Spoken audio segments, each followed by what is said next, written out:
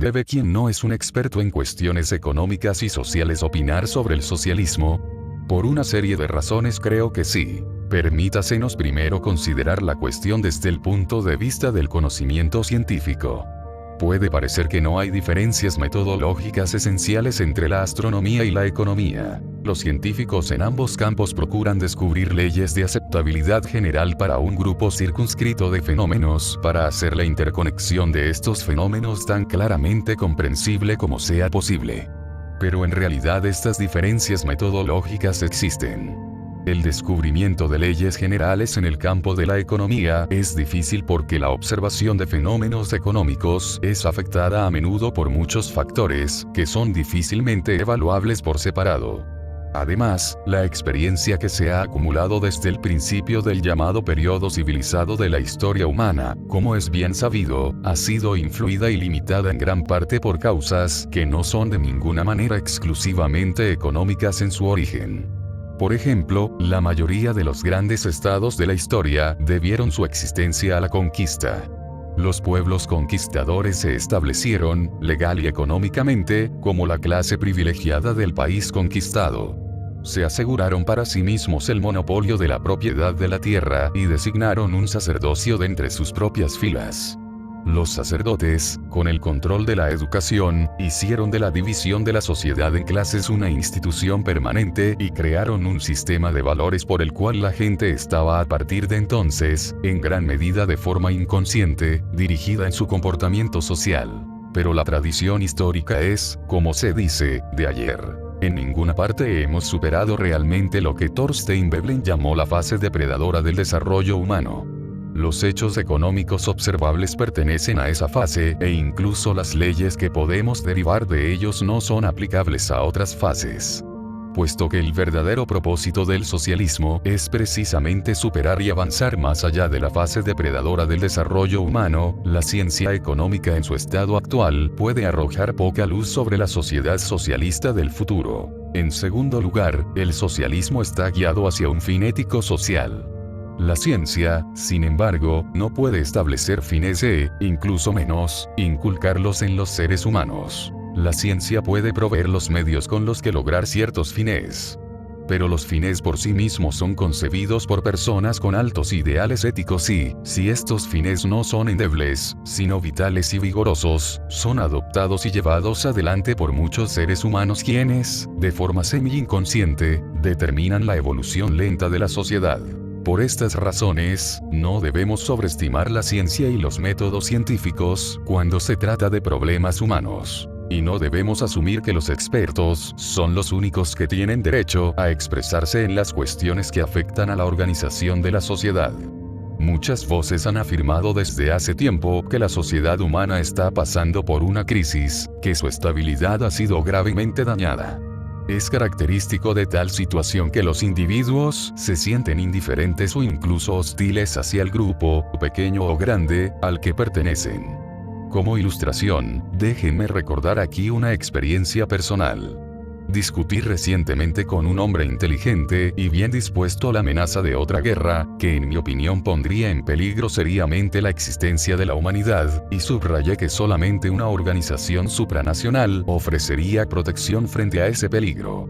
Frente a eso mi visitante, muy calmado y tranquilo, me dijo: ¿por qué se opone usted tan profundamente a la desaparición de la raza humana? Estoy seguro que hace tan solo un siglo nadie habría hecho tan ligeramente una declaración de esta clase. Es la declaración de un hombre que se ha esforzado inútilmente en lograr un equilibrio interior y que tiene más o menos perdida la esperanza de conseguirlo. Es la expresión de la soledad dolorosa y del aislamiento que mucha gente está sufriendo en la actualidad. ¿Cuál es la causa? ¿Hay una salida?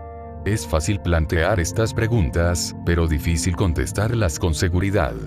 Debo intentarlo, sin embargo, lo mejor que pueda, aunque soy muy consciente del hecho de que nuestros sentimientos y esfuerzos son a menudo contradictorios y obscuros y que no pueden expresarse en fórmulas fáciles y simples. El hombre es, a la vez, un ser solitario y un ser social. Como ser solitario, procura proteger su propia existencia y la de los que estén más cercanos a él, para satisfacer sus deseos personales, y para desarrollar sus capacidades naturales. Como ser social, intenta ganar el reconocimiento y el afecto de sus compañeros humanos, para compartir sus placeres, para confortarlos en sus dolores, y para mejorar sus condiciones de vida. Solamente la existencia de estos diferentes, y frecuentemente contradictorios objetivos por el carácter especial del hombre, y su combinación específica determina el grado con el cual un individuo puede alcanzar un equilibrio interno y puede contribuir al bienestar de la sociedad.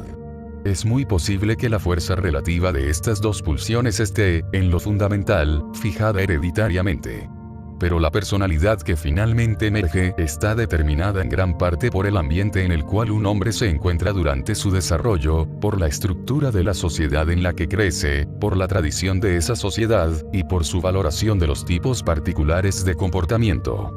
El concepto abstracto sociedad significa para el ser humano individual la suma total de sus relaciones directas e indirectas con sus contemporáneos y con todas las personas de generaciones anteriores. El individuo puede pensar, sentirse, esforzarse y trabajar por sí mismo, pero él depende tanto de la sociedad, en su existencia física, intelectual y emocional, que es imposible concebirlo o entenderlo fuera del marco de la sociedad. Es la sociedad la que provee al hombre de alimento, hogar, herramientas de trabajo, lenguaje, formas de pensamiento, y la mayoría del contenido de su pensamiento. Su vida es posible por el trabajo y las realizaciones de los muchos millones en el pasado y en el presente que se ocultan detrás de la pequeña palabra sociedad. Es evidente, por lo tanto, que la dependencia del individuo de la sociedad es un hecho que no puede ser suprimido, exactamente como en el caso de las hormigas y de las abejas. Sin embargo, mientras que la vida de las hormigas y de las abejas está fijada con rigidez en el más pequeño detalle, los instintos hereditarios, el patrón social y las correlaciones de los seres humanos son muy susceptibles de cambio. La memoria, la capacidad de hacer combinaciones, el regalo de la comunicación oral ha hecho posible progresos entre los seres humanos, que son dictados por necesidades biológicas. Tales progresos se manifiestan en tradiciones, instituciones y organizaciones, en la literatura, en las realizaciones científicas e ingenieriles, en las obras de arte.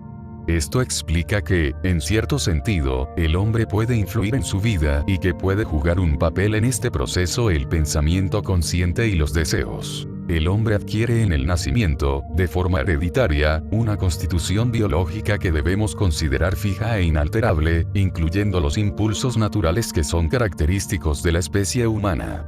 Además, durante su vida, adquiere una constitución cultural que adopta de la sociedad con la comunicación y a través de muchas otras clases de influencia. Es esta constitución cultural la que, con el paso del tiempo, puede cambiar y la que determina en un grado muy importante la relación entre el individuo y la sociedad, como la antropología moderna nos ha enseñado, con la investigación comparativa de las llamadas culturas primitivas, que el comportamiento social de seres humanos puede diferenciar grandemente, dependiendo de patrones culturales que prevalecen y de los tipos de organización que predominan en la sociedad. Es en esto en lo que los que se están esforzando en mejorar la suerte del hombre pueden basar sus esperanzas. Los seres humanos no están condenados, por su constitución biológica, a aniquilarse o a estar a la merced de un destino cruel, infligido por ellos mismos. Si nos preguntamos cómo la estructura de la sociedad y de la actitud cultural del hombre deben ser cambiadas para hacer la vida humana tan satisfactoria como sea posible, debemos ser constantemente conscientes del hecho de que hay ciertas condiciones que no podemos modificar.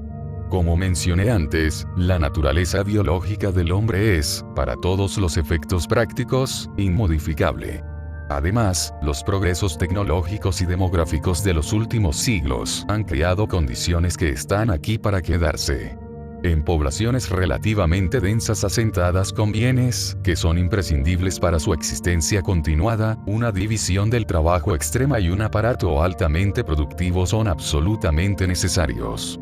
Los tiempos, que, mirando hacia atrás, parecen tan idílicos, en los que individuos o grupos relativamente pequeños podían ser totalmente autosuficientes se han ido para siempre.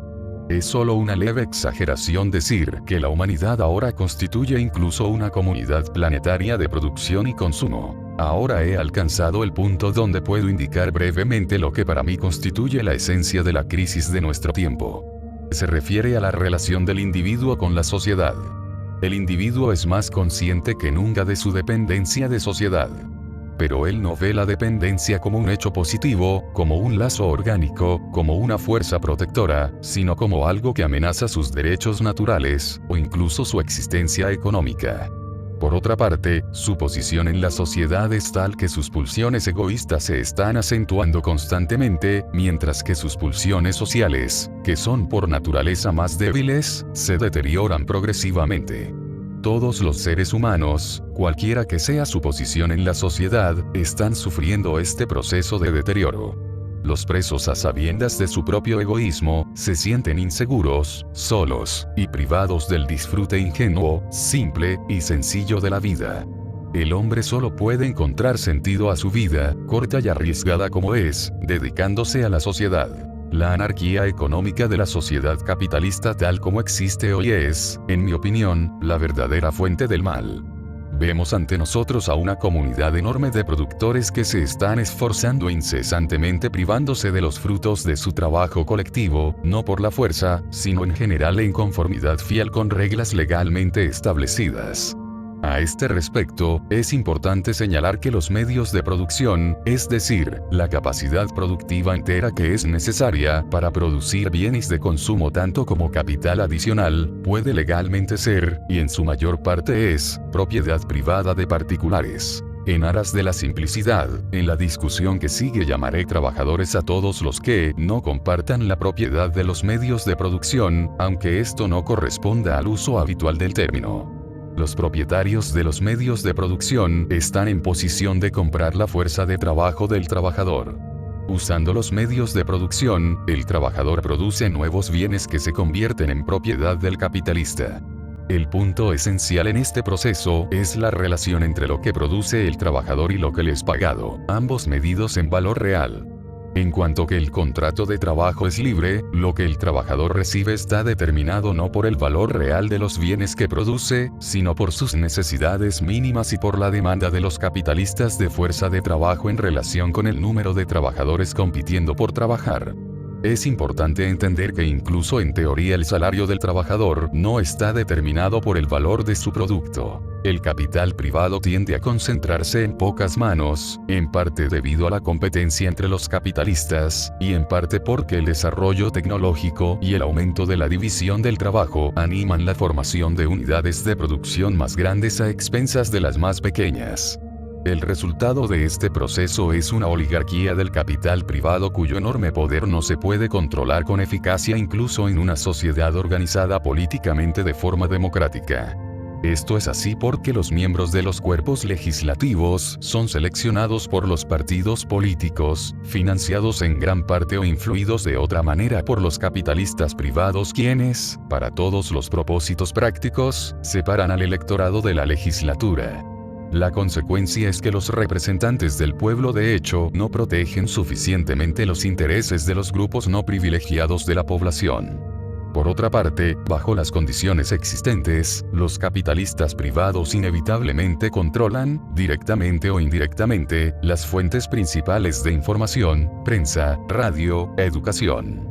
Es así extremadamente difícil, y de hecho en la mayoría de los casos absolutamente imposible, para el ciudadano individual obtener conclusiones objetivas y hacer un uso inteligente de sus derechos políticos. La situación que prevalece en una economía basada en la propiedad privada del capital está así caracterizada en lo principal. Primero, los medios de la producción, capital, son poseídos de forma privada y los propietarios disponen de ellos como lo consideran oportuno. En segundo lugar, el contrato de trabajo es libre.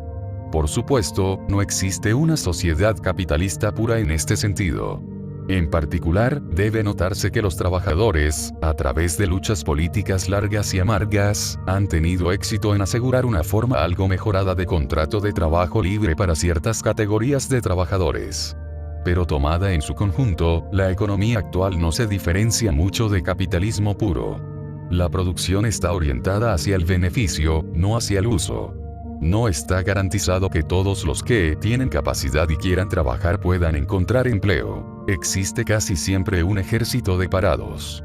El trabajador está constantemente atemorizado con perder su trabajo. Desde que parados y trabajadores mal pagados no proporcionan un mercado rentable, la producción de los bienes de consumo está restringida, y la consecuencia es una gran privación.